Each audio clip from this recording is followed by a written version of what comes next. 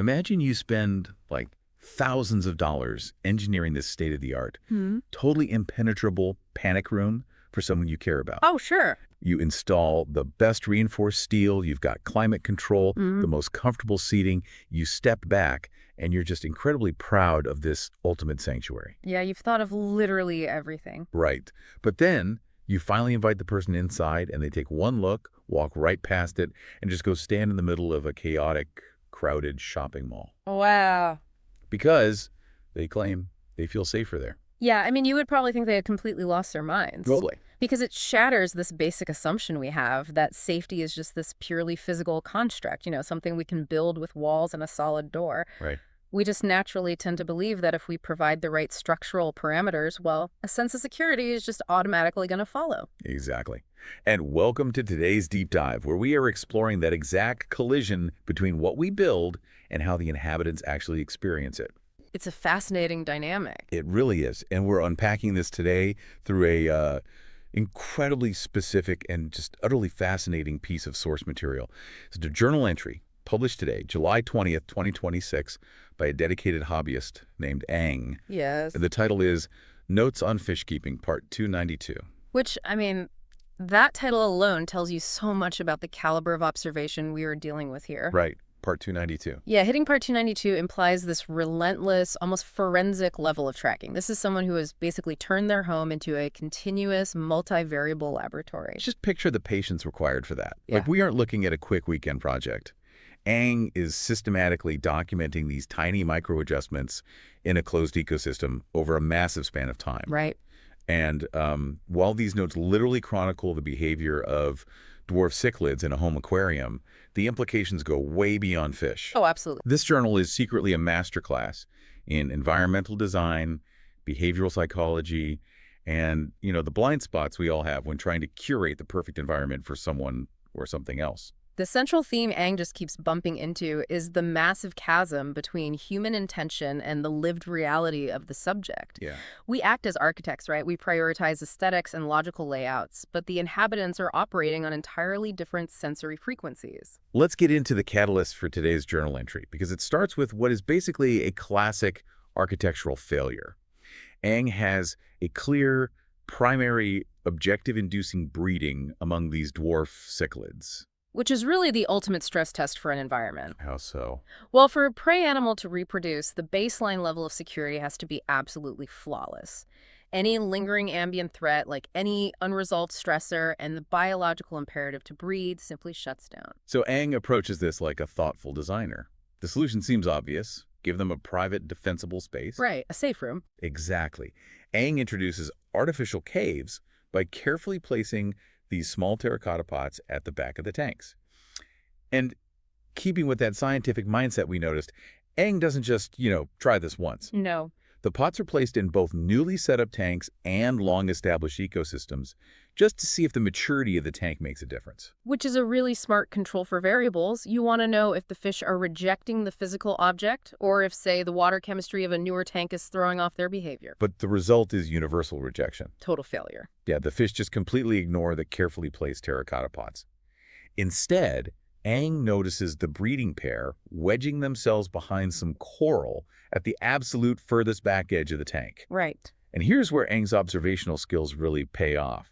The journal notes they aren't back there because they prefer the texture of the coral or something. They are hiding back there to escape the harsh LED lighting positioned over the middle and front of the aquarium. That finding completely upends the initial design philosophy. I mean, Ang tried to solve a security problem with physical architecture, the pod, but the fish were responding to a sensory problem, the lighting. I have to pause here, though, because my initial thought when reading this was to, question the execution. Okay, how do you mean? Is it possible Ang just provided the wrong type of shelter? Like maybe terracotta absorbs a weird smell or the opening was too wide? Because, why wouldn't the fish just swim into the dark terracotta pot to escape the bright light? Wouldn't the inside of the pot offer the exact shadow they were looking for? Right, why wouldn't they use the shelter provided to solve the lighting problem? Exactly. Well, it's because you are looking at the tank like a human looking at a blueprint. You see a clear path from point A to point B. Okay. But consider the concept of a threat matrix for a prey animal. We really have to distinguish here between the microenvironment, which is the terracotta pot, and the macroenvironment, which is the overarching lighting of the entire tank. Break down how those two environments compete against each other. Sure, so the microenvironment, the pot, might offer perfect physical shelter once you are actually inside it, but the macroenvironment, those harsh, brilliant LED lights, that dictates the journey. Oh. For the fish to reach that pot, they have to navigate through what their instincts perceive as a brightly lit kill zone. In nature, extreme illumination means absolute exposure to predators from above. Ah, so the macro environment essentially vetoes the microenvironment. Precisely. It's like trying to convince someone to relax in a luxurious five-star hotel bed, but you've installed a massive construction spotlight pointing directly through a window with no curtains. That sounds awful. Right. The quality of the mattress is completely irrelevant if the overarching sensory input is screaming that they are exposed and vulnerable.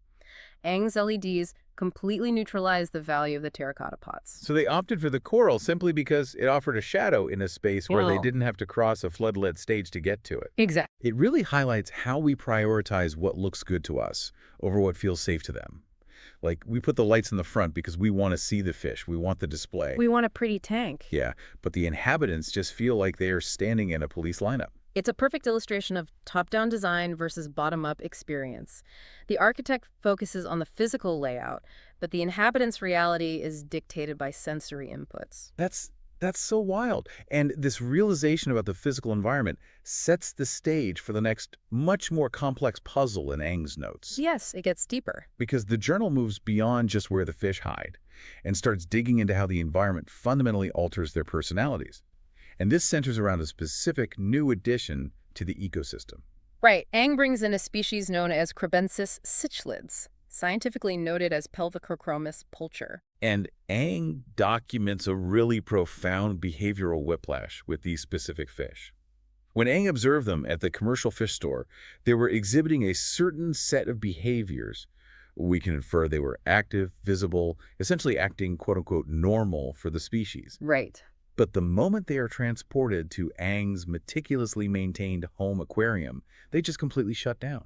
They become incredibly reserved, hiding away, refusing to engage with the environment. It is a striking contrast, and it really forces us to question our assumptions about what constitutes a good environment. Let me push on this a bit, though. Isn't this just the aquatic equivalent of jet lag? How do you mean? Well, if you scoop an animal out of one body of water, throw it in a bag, drive it across town in a car, and drop it in a new tank, shouldn't we expect a few days of shell shock? Could Aang be overthinking a simple case of relocation stress? Relocation stress is definitely a real factor, but Aang's journal points to something more structural about the environments themselves. If it were just transit shock, we would see a gradual thawing of behavior over a few days.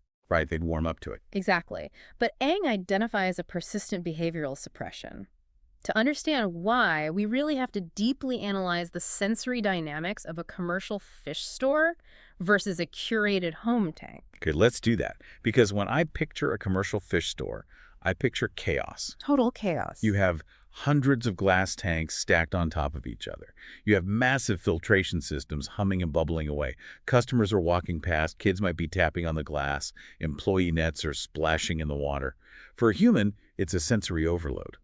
It's a lot. It's the equivalent of a bustling, noisy airport terminal. And how do we typically view that kind of environment when it comes to animal welfare? We view it as highly stressful. I mean, we assume the animal is suffering from the noise and the crowding, and our instinct is to essentially rescue them from the chaos and bring them to a tranquil, quiet place. But that is our human bias showing. Really? Yeah, we equate silence with peace.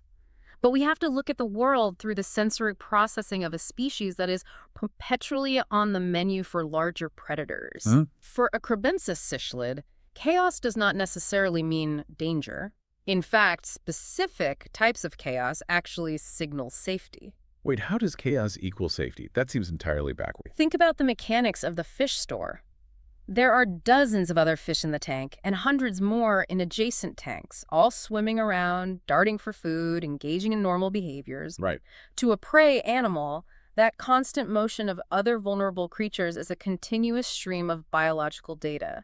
It is basically a broadcast system saying, If a predator were actively hunting in this area, we would all be hiding. Since we are all out in the open, the threat level is 0. Oh, wow, the bustling airport terminal. Like when you walk through a crowded airport and everyone is casually drinking coffee and dragging their suitcases around, you don't feel in danger, regardless of the noise, because the crowd's baseline behavior tells you everything is normal. A perfect parallel. The baseline activity of the crowd is the safety indicator. Now contrast that chaotic store with Aang's beautifully curated home tank. Okay, well, the home tank is likely pristine. Pristine water quality, carefully arranged plants, the lighting we discussed, and most importantly, it's quiet. Right. The room is still.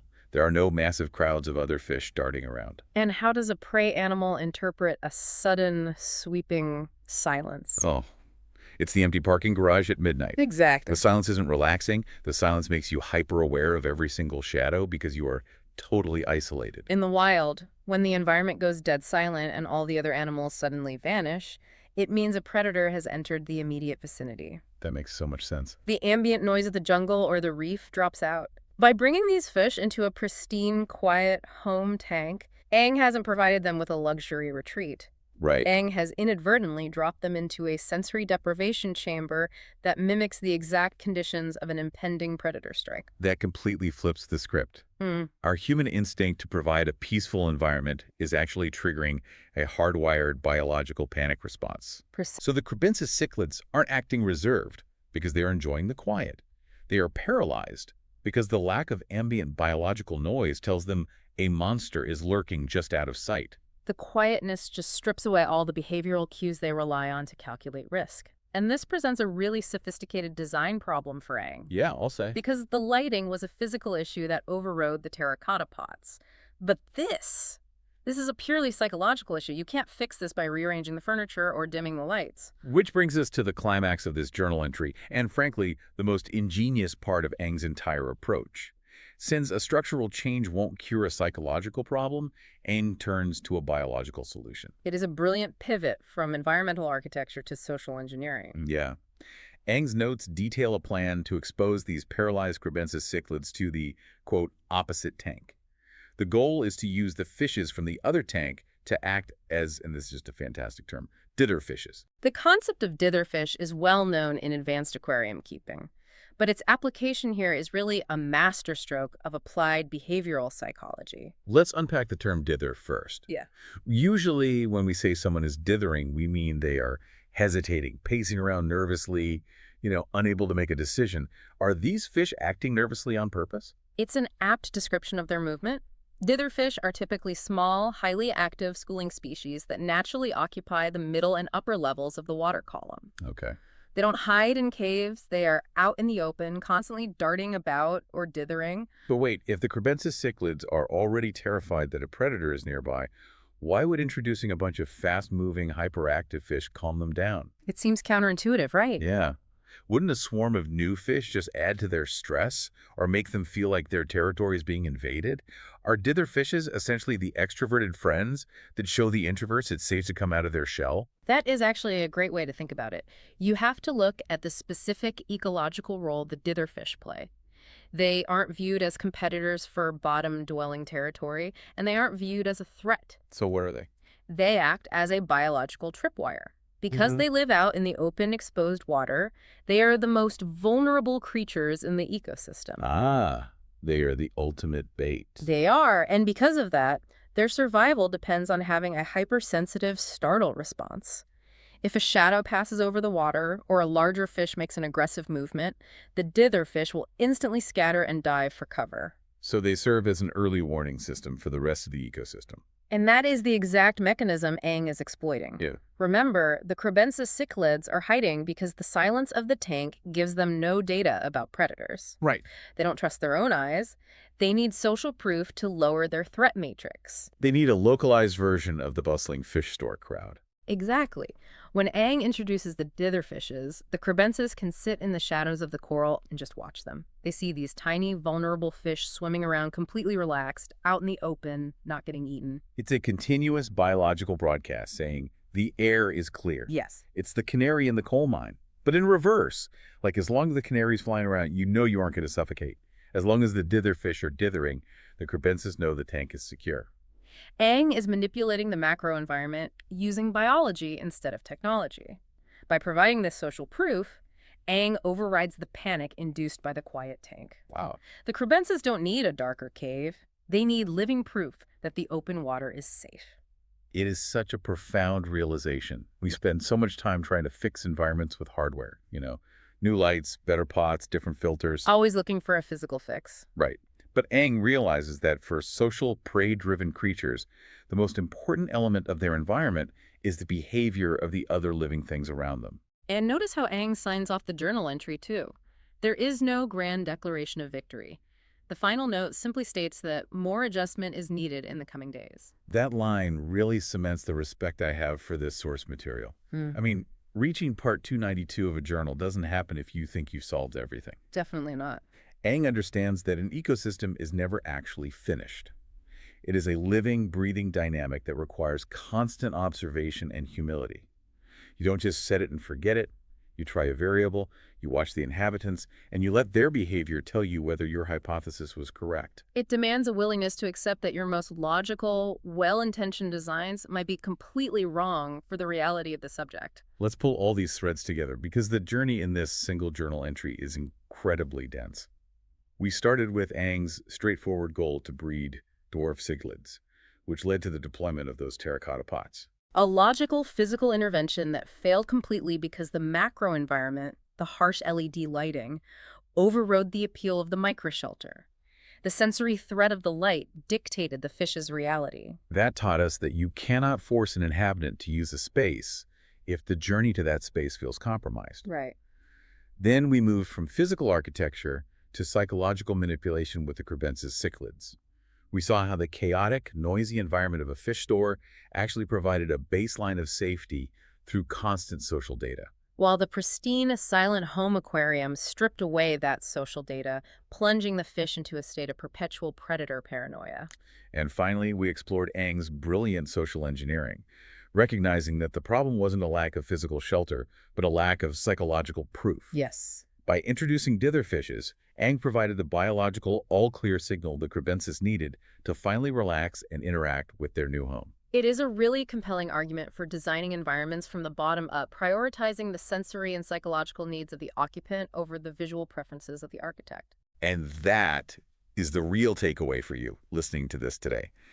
You might not be keeping dwarf cichlids or curating an aquarium ecosystem, but you are undoubtedly designing environments. Oh, absolutely. Whether you are laying out the desks for your team in an open-plan office, organizing your family's living room, or even just setting up your own home workspace, you have to confront this gap between blueprint logic and lived reality. It applies everywhere. If the people you're designing for are metaphorically hiding behind the coral, it doesn't matter how expensive or ergonomic your terracotta pots are, you have to investigate the macro environment. You really do. Which leaves you with a final thought to mull over today.